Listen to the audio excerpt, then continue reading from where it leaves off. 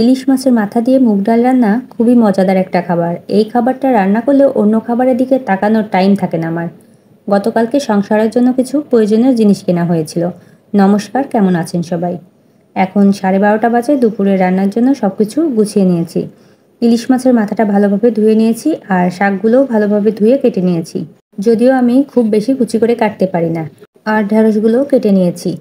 প্রথমেই মুগ ডালটা ভেজে সিদ্ধ করে নিয়েছি, তারপর সামান্য ম্যাশ করে জল দিয়ে দিলাম। মুগ ডাল খুব বেশি ম্যাশ করার প্রয়োজন হয় না, কারণ বেশি ম্যাশ করলে খেতে ভালো লাগে না।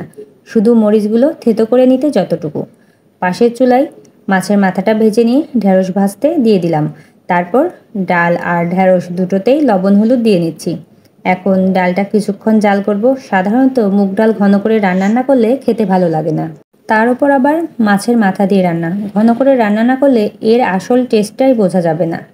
ঢ্যাঁড়স ভাজা হয়ে গিয়েছে, তুলে রেখে এখন শাকগুলো ভেজে নেব। শাক ভাজার জন্য পেঁয়াজ মরিচ তেলের ওপর দিয়ে দিলাম, তারপর শাকগুলো দিয়ে ভেজে নেব। শাকে লবণ হলুদ দিয়ে কিছুক্ষণ নাড়াচাড়া করে নিচ্ছি, তারপর ঢাকনা দিয়ে ঢেকে সিদ্ধ হওয়ার জন্য রেখে দেব কিছুক্ষণ। ততক্ষণে এদিকে ডালটা সম্বাদ দিয়ে নিই। তেলে 5 ফোড়ন, শুকনো মরিচ আর তেজপাতা দিয়ে দিলাম। ফোড়নগুলো কিছুক্ষণ ভাজলে খুব সুন্দর একটা স্মেল বের হয়। এবারে বাটিতে কিছুটা ডাল নিয়ে তাতে সামান্য আদা বাটা মিশিয়ে তেলের উপর দিয়ে কিছুক্ষণ নাড়াচাড়া করে ভেজে রাখা মাছের মাথা দিয়ে দিচ্ছি। তারপর কিছুক্ষণ কষিয়ে নিয়ে বাকি ডাল দিয়ে দেব। এইভাবে কিছুক্ষণ কষিয়ে নিলে দেখা যায় যে আদার যে কাঁচা গন্ধটা সেটা চলে যায়। এর মাঝে শাকটা উলটপালট করে দিলাম, না হলে নিচ থেকে লেগে যাবে। আর এবারে বাকি ডালও দিয়ে দিলাম। ডাল ফুটে উঠলে চালের গুঁড়া, চিনি আর গরম মশলা বাটা দিয়ে নামিয়ে নেব। কে কেমনভাবে রান্না করেন জানি না, তবে এইভাবে রান্না করলে খেতে খুব মজা হয়। মুগ ডাল রান্না কমপ্লিট, এখন নামিয়ে নেব। যে কোনো মাছের মাথা দিয়েই মুগ ডাল রান্না করলে কিন্তু খেতে ভালো লাগে, তবে ইলিশ মাছের মাথা দিয়ে রান্না করলে বেশি ভালো লাগে খেতে। গতকাল কিছু টুকিটাকি জিনিস কেনা হয়েছে। ডাইনিং টেবিলের ক্লথ আর তার উপরের গ্লাস পেপার, তাহলে দেখা যায় ক্লথটা সহজে নোংরা হবে না।